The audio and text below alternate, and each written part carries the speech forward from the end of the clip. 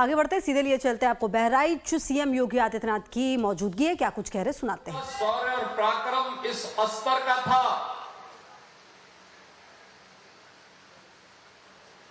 उन्होंने विदेशी आक्रांताओं के साथ जो शौर्य और पराक्रम का परिचय दिया था, उसी की परिणति थी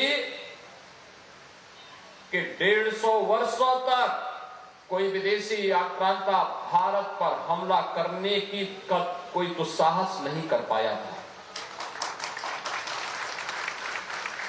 बहनों और भाइयों, ऐसी पावन धरा को जो ऋषि बालार्क की साधना से पवित्र हुई हो, जिस पावन धरा को अपने शौर्य और पराक्रम से महाराज सहेलदेव ने विजय भूमि के रूप में बदल करके इसे बहराइच की पहचान दी। महाराज सहेलदेव ने विजय भूमि के रूप में बदल करके इसे बहराइच की पहचान दी। इस बहराइच की पावन धरा को नमन करते हुए मैं आप सबका हृदय से अभिनंदन करता हूं। बहराइच को उसकी पहचान से वंचित करने का प्रयास हुआ था और यही कारण था पिछली सरकारें घोषणा करती थी, घोषणे पे घोषणा करती थी, कार्य नहीं हो पाते थे। मेपुरवा तहसील आज तक भवन नहीं, जबकि एक सामान्य नागरिक के लिए सबसे ज्यादा उसका कार्य पड़ता है तहसील से। भूमि संबंधी रिकॉर्ड हो, उसके पैमाइश की कार्रवाई हो, वरासत की कार्रवाई हो, नामांतरण हो, बंटवारे का कार्य हो या फिर लैंड यूज से जुड़ी हुई, ये सभी मामलों का निस्तारण का केंद्र तो तहसील है। आपको अपने विरासत को आगे बढ़ाना हो, खेत के कागजात आपको चाहिए, उसका केंद्र तो तहसील है। जब तहसील की अपना भवन ही नहीं होगा, एक सामान्य न्याय को राजस्ववाद से जुड़े हुए मामलों में क्या न्याय मिल पाएगा। बहनों और भाइयों, जब 2017 में भारतीय जनता पार्टी के डबल इंजन की सरकार प्रदेश में आई, उस समय 33 लाख से अधिक ऐसे मामले थे, राजस्ववाद थे जो लंबित पड़े थे। 33 लाख से अधिक मामले, जिसमें वरासत का मामला था, नामांतरण का मामला था, लैंड यूज के मामले थे, बंटवारे के मामले थे, पैमाइश के मामले थे। आप अनुमान करिए कि 33 लाख मामले अगर लंबित हैं तो गांव-गांव में मारपीट होना, बलवा होना, दबंगों के द्वारा गरीब की जमीन को जबरन हथिया लेना, ये आम बात रही होगी। माध्यम से 64,000 एकड़ लैंड को अवैध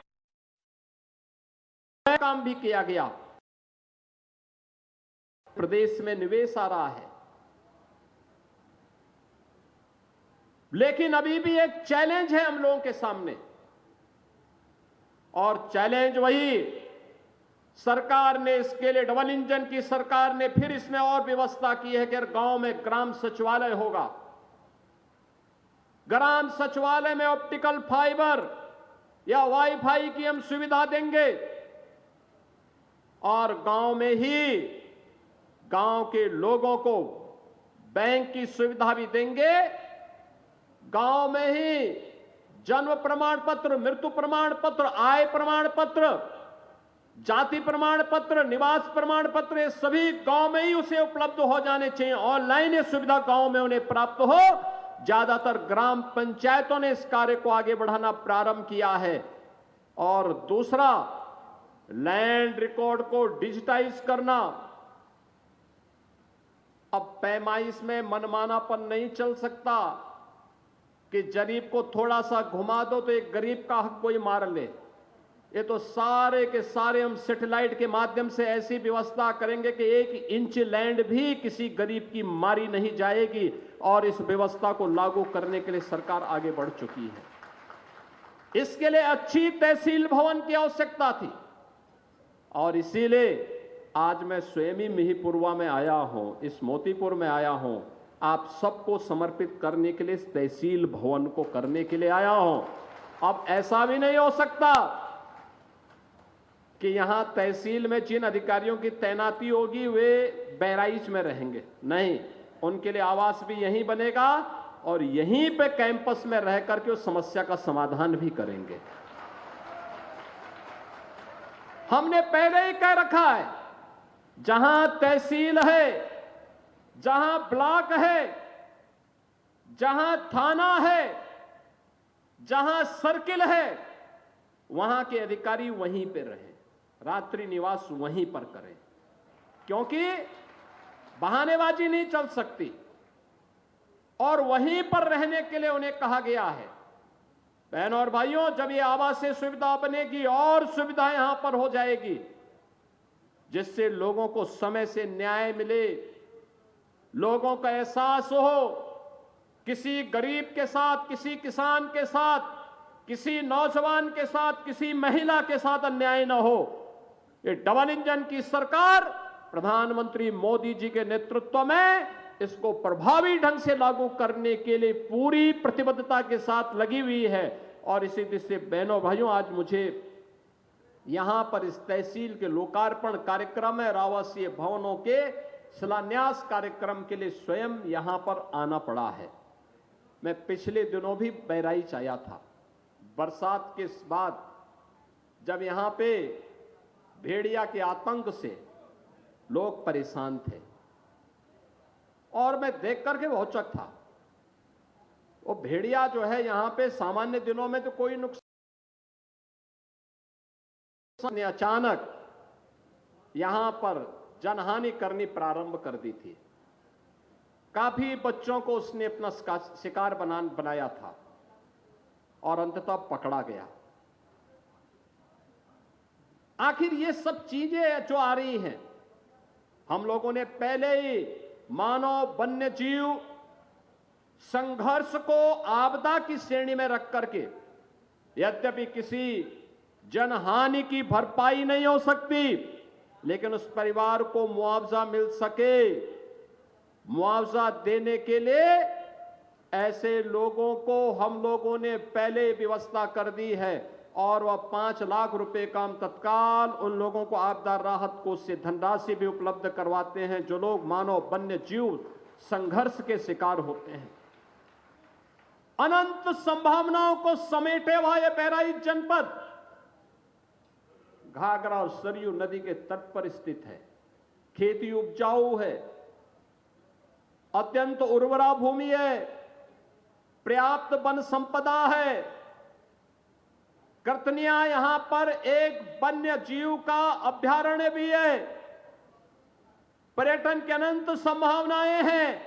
और अब तो बहराइच में उनका मेडिकल कॉलेज भी बन गया है और बहराइच में महाराज सुहेलदेव का विजय स्मारक भी बनकर के तैयार हो गया, जिसको कुछ ही दिनों में लोकार्पण की कार्रवाई संपादित होगी।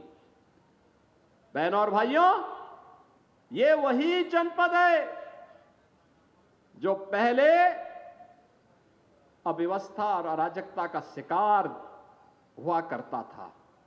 आज बहराइच में कोई अव्यवस्था नहीं फैला सकता, कोई नहीं फैला सकता। आज उत्तर प्रदेश में आप देख रहे होंगे, महाकुंभ के इस भव्य आयोजन के बाद पूरी दुनिया उत्तर प्रदेश की तरफ कौतूहल की निगाहों से देख रही है। आपने अभी 2 दिन पहले देश की संसद में आदरणीय प्रधानमंत्री जी के द्वारा महाकुंभ पर दिए गए वक्तव्य को आप लोगों ने सुना होगा।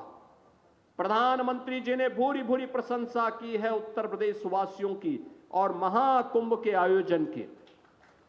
मानवता का इतना बड़ा आयोजन दुनिया में कहीं नहीं हुआ है, कोई नहीं कर सकता है। उत्तर प्रदेश में हुआ है। मां गंगा, मां यमुना, मां सरस्वती की त्रिवेणी के संगम में 66 करोड़ से अधिक लोग श्रद्धालु जनों का आगमन। ये भारत की महान सनातन संस्कृति की युग गाथा को अनंत काल तक गाने के लिए आने वाली पीढ़ी को विरासत के रूप में छोड़ चुकी है और उसी परंपरा का एहसास कराने के लिए आज मैं आपके पास आया हूं। आप सबसे कहने के लिए एक तरफ एक भारत श्रेष्ठ भारत की परिकल्पना साकार हो रही है, पूरा देश एकजुट होकर के कार्य कर रहा है। उन स्थितियों में मैं सभी उत्तर प्रदेश वासियों से कहना चाहूंगा, जब भारत की सनातन संस्कृति और भारत की परंपरा का गुणगान दुनिया कर रही है, तब भारत के महापुरुषों के प्रति श्रद्धा और सम्मान का भाव हर नागरिक का दायित्व होना चाहिए। उन स्थितियों में किसी भी आक्रांता को महिमा मंडन नहीं करना चाहिए। आक्रांता का महिमा मंडन का मतलब देशद्रोह की नींव को पुख्ता करना और स्वतंत्र भारत ऐसे किसी देशद्रोही को स्वीकार नहीं कर सकता है जो भारत के महापुरुषों को अपमानित करता हो, उन आक्रांताओं का महिमा मंडन करता हो जिन आक्रांताओं ने भारत की सनातन संस्कृति को रौंदने का कार्य किया था, बहन बेटियों की इज्जत पर हाथ डालने का काम किया था, हमारी आस्था पर प्रहार किया था, उसे आज का ये नया भारत स्वीकार करने को कतई तैयार नहीं है। और इसीलिए मैं आपके कहने के लिए आया हूं, विकास की गाथा तभी आगे बढ़ सकती है जब हम अपनी विरासत को पूरे गौरव के साथ आगे बढ़ाने का काम कर रहे हैं। हमारी गौरव गाथा विरासत के साथ जुड़ती है, विरासत विकास के साथ जुड़ता है। विरासत और विकास की अद्भुत गाथा का ही एक नया रूप है बहराइच का, जहां मेडिकल कॉलेज भी बन गया है और साथ साथ हमने बहराइच का बाईपास भी स्वीकृत कर दिया है। बहराइच में एक नया बाईपास भी होगा।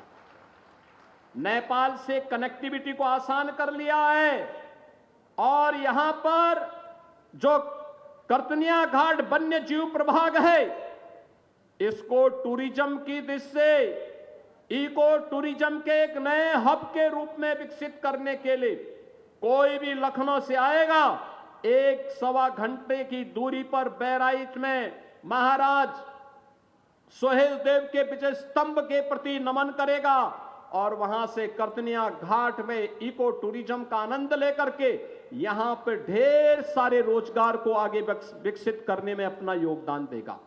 और उसी योगदान के प्रति आप सबके सहयोग के लिए आज हम सब आपके बीच में यहां पर आए हैं। बहनों और भाइयों, आज आप देख रहे होंगे ये वही जनपद है जिस जनपद की 2017 के पहले जो जनपद की यहां पे जो जीडीपी थी वह इस जनपद की मात्र 6,934 करोड़ थी। और आज जब हम 23-24 की बात करते हैं तो यह कई गुना आगे बढ़ करके 25,000 करोड़ रुपए से अधिक हो चुकी है अकेले बहराइच की।